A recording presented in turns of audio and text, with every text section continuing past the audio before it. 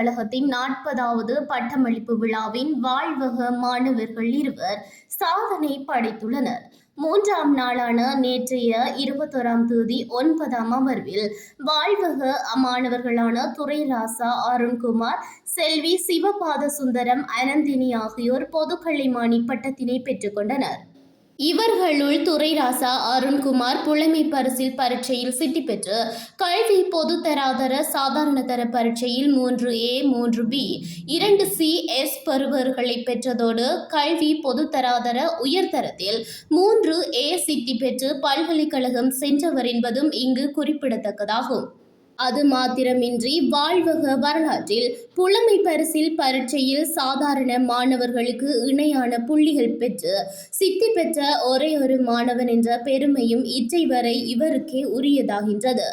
இரு பார்வையினையும் இழந்த 2 மாணவர்களும் நீண்ட இடர்பாடுகளுக்கு மத்தியில் தமது பட்டங்களை பெற்றுக்கொண்டமை குறிப்பிடத்தக்கது.